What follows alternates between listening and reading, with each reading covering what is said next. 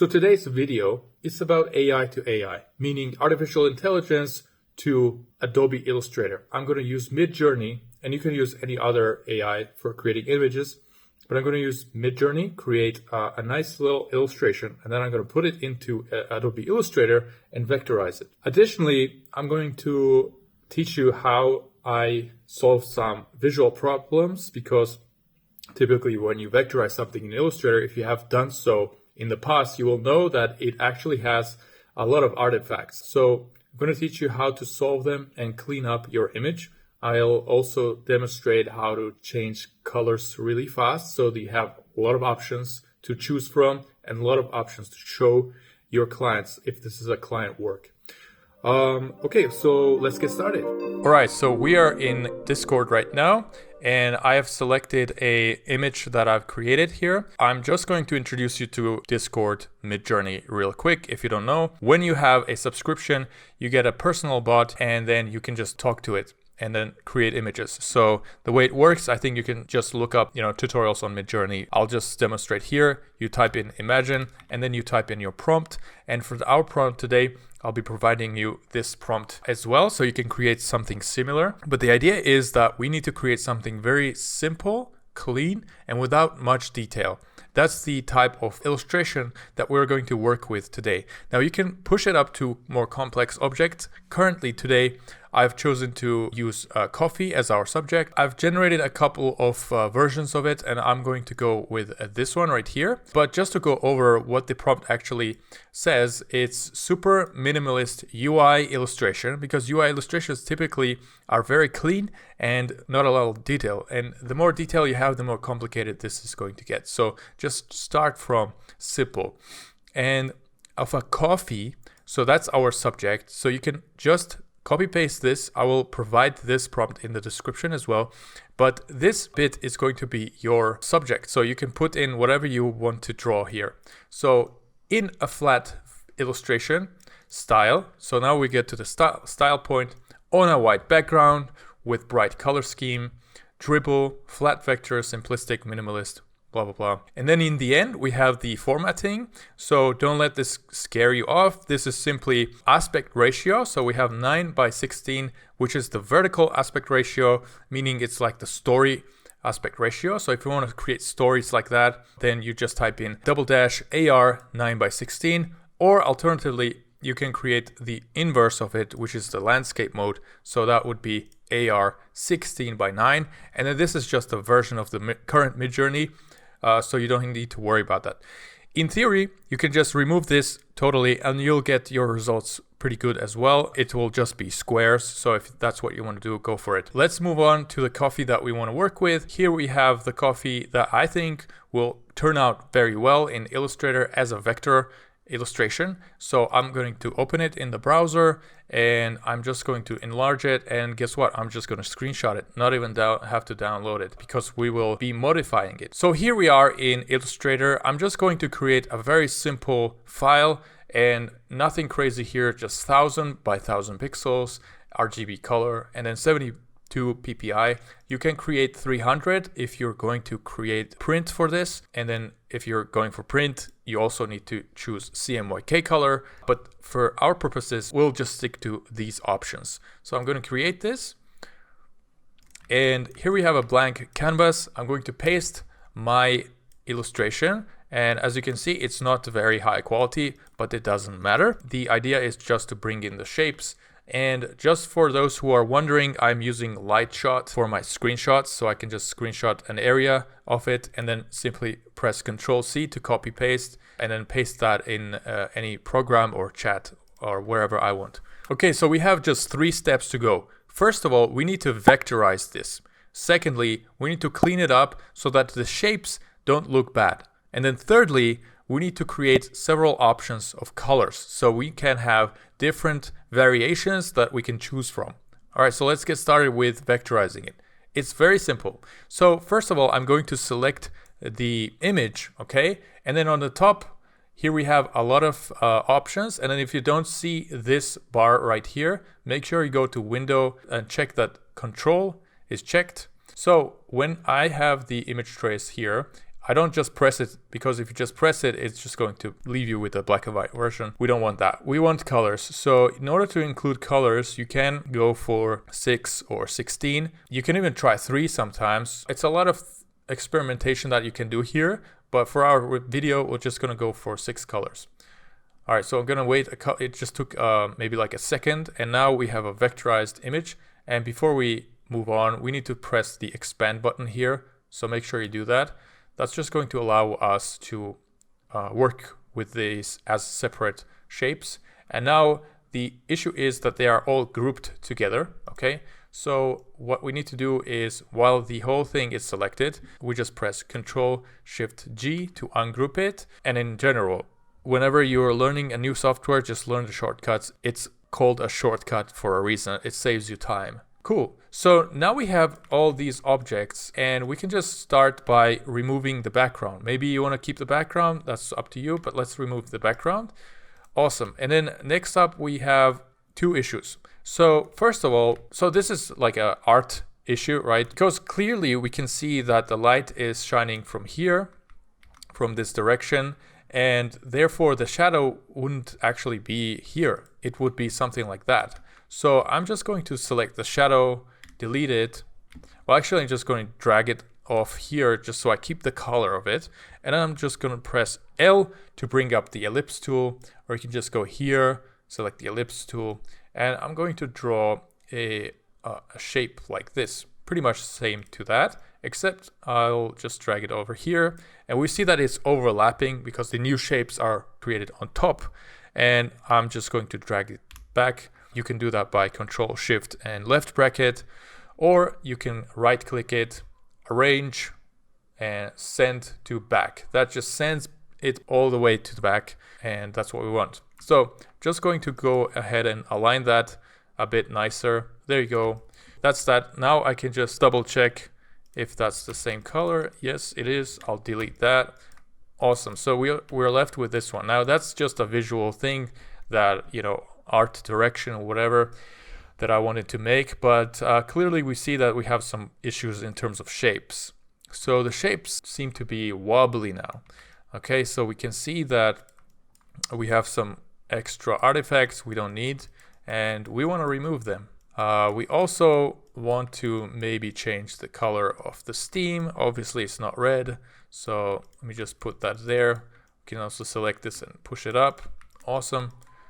So the way I deal with this is I zoom in, and by the way, for zoom in I use a shortcut Control Space, and then we have the zoom icon, and then if I drag left, it's going to zoom me out, and then if I drag right while I'm pressing left mouse button, it's going to zoom me in.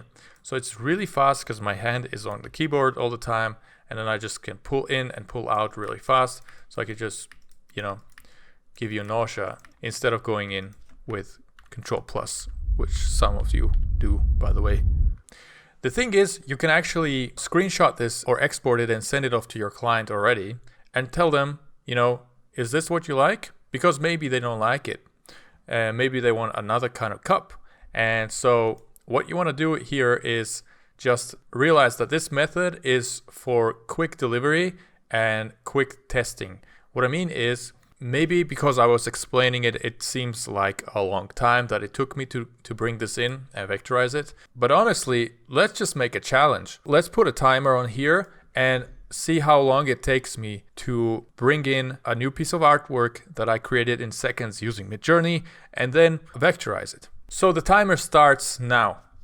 All right, cool. So I just screenshot this, bring it in here, drop it in, and I go image trace, 6 colors, give it a couple of seconds, expand, ungroup, delete the background, voila. I mean, you know, you can leave this in, but that's it. That's all it takes. And you have a vectorized image. Now, what you can do easily is take a bunch of these. For example, I can also take this one, right, and do the same thing here. So I just copy paste this. By the way, to get even better quality, I'm just doing it fast.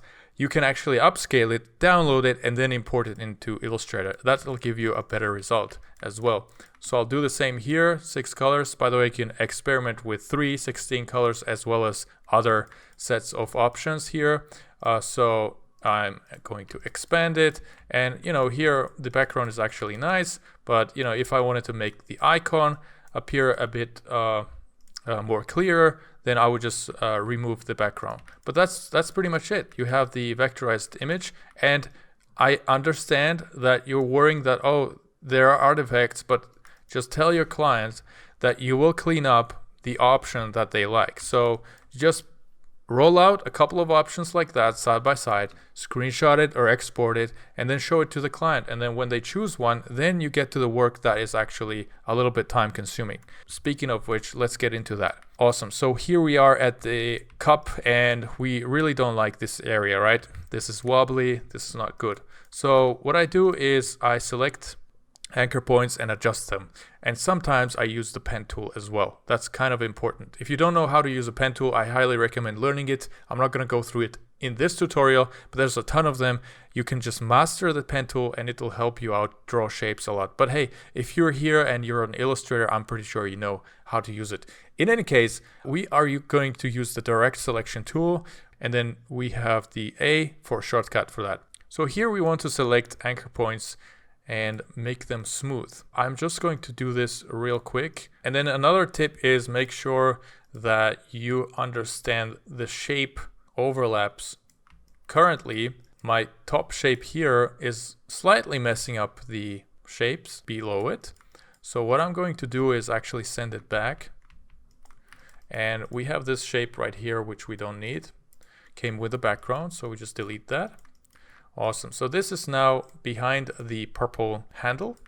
And a real easy way to determine how your shapes are overlapping is not actually looking at them like this, but actually you can go into what's called an outline mode, which is Control Y for shortcut. And then you can see all your outlines and your shapes, how they look. And I believe you can just go in the outline here from view. And then you got the outline mode right here. You can click that and then just go back to GPU preview, or you can just use the shortcut, which is much faster, Control or Command Y, and then go in and out of it. So once I'm in here, I can see that this is overlapping, and then I can zoom in here and then work my way around here in this fashion, and definitely comes up cleaner. Okay, so I'm just going to work with this shape a little bit more because I want to make it look nice. Cool, so this is the result. It's obviously not perfect, but it's much smoother. And I like to keep my illustrations a little bit wonky because that's transferring the idea that it was drawn by hand. But if it's like jiggly like this, you definitely need to adjust it a little bit, right? With these kind of little tweaks, your artwork will become much cleaner. And let's go down here and clean this up. So we have this extra little shape right here. We're going to remove that, and it's going to leave me with this many anchor points here, which I don't really want. So here's a little trick that I learned that I'm going to teach you that took me years before I learned it. Not that it takes years to learn it, but I just happened to learn it after a while. So, when you get too many points together and they mess up your work, right? And you just wish there was just one line and everything would be great. All you need to do is select all of them. So I'm pressing down Shift on my keyboard and clicking them with my direct selection tool. And I have selected all three of them. And next I use this shortcut, Control-Alt-J, or alternatively, you can just right click the anchor point and then click average. And then you want to choose the both option. And what that does is takes all of these anchor points and averages their middle location and puts them on top of each other. So right now, even though we see one anchor point here, it's actually three anchor points that we just selected laying on top of each other, as you can see. Cool. So next, obviously, you want to merge these together. And the way you do that is simply by selecting the shape itself with the normal arrow. So selection tool, V for shortcut. So you select it, and then you go into Shift M for shape builder tool. And then you go in and you just click it once. Or if you have a weird shape like this, you just go over it like that. And what happens is all these three anchors just merged together, and we have a beautiful shape right here that just has one anchor point, which is exactly what we need. You can apply this method to almost any case that has too many anchor points together. And for me, it works like 99% of the time. Cool. So these are basically the tricks that I use to clean up the artwork. You can imagine that I can apply this to all the areas that I find have issues, visual issues. For example, we can go in here and make sure that this shadow or whatever is connected to the handle. Another thing that I do obviously is I just use my pen tool, P for shortcut, and then just draw shapes like that. So in case I wanted to populate this area with foam or whatever it is, I'll select it, create a shape like that, and then just drag it over here, maybe make it smaller and maybe rounder, because typically these kind of foams are obviously round, and create multiple of them. So just like this, and voila. So that's another thing. And then obviously you want to use a pathfinder in any case you want to merge two shapes together, which is this one. So let's say if I wanted to, I don't know, merge these shapes together, so because they're in shadow, I just click this button and they merge together. Cool. So now that we solved the shape problem, which was the hardest part, by the way, and obviously I didn't finish it because I don't want to bore you, but you can apply these techniques to all of your artworks and they will help you out, clean up the artwork and get a result that looks almost exactly as you would draw them yourself. The next step for us is to colorize it. So obviously it has the artwork comes with its original colors that you got. But what if you want to change it? Okay, so let's just select this and make a copy. I'm alt dragging it and then make another copy and then Control D to duplicate these. Awesome. So let's leave this be and let it be the original color scheme. And then let's select the second one. Now the quickest way to change colors is you go up here and then remember, if you don't see this, just go and make sure the control window is open here. So I'll select this. I will group it by Control G just so I don't lose parts. And then I'm going to click Recolor Artwork and you'll get this window right here. This is an amazing color tool, by the way, because you can just really change color harmoniously. So notice that the shadows are the darkest part here. And then obviously we have the brighter parts here on the left side. So what we have here is the locked and linked version of our colors. So what I can do is I can rotate this, so you can just pick one of them and then it will change live. So it just rotate and it will retain its position on the color wheel, so to speak. So notice that the shadows have changed the color, but they're still the darkest one. That's because that was the locked version. You can also unlock this chain and then you can just drag and change all the colors individually, and then or just click this link icon again and then play around with it. Obviously this is too funny. Another tip here is that if you drag the colors inwards, what it does is it desaturates them, and then outwards it's more saturated. So if you want to hurt somebody's eyes, that's what you would do. But if you want like pastel colors, you would drag them inwards a little bit more. This would be a way to just create very quick options of colors, and you don't even need to click OK. It's already applied. You just click away from it and the window disappears. So I'm going to use the same method on the third cup here. Click right here and then drag it onto the side and then just select other color palette. Maybe let's go for this dark blue. You can also click the advanced options if you want to go there, and you'll have even more options. And then the last one, let's just pick another color here, make it a bit different. Cool, let's do a green cup, why not? Awesome. So now we have 4 options that we just made really fast, and I'm just going to separate them a little bit more, and actually let's just add some backgrounds to them. So I'll just go in here, select rectangle tool, or just press M on my keyboard and then go over like that by holding down shift, and then make the corners soft make the rectangle smaller, and then send that back, and then put a little bright color, something like this. And then you can just apply that to the other cups. So we have backgrounds, and there you have it. You have several options to choose from and show your client. You can even take this, and if you're using it as an icon, you can create patterns from it. And I'm sure you can find other tutorials on how to create patterns, but I'll just do it really fast just to show you guys what it can look like.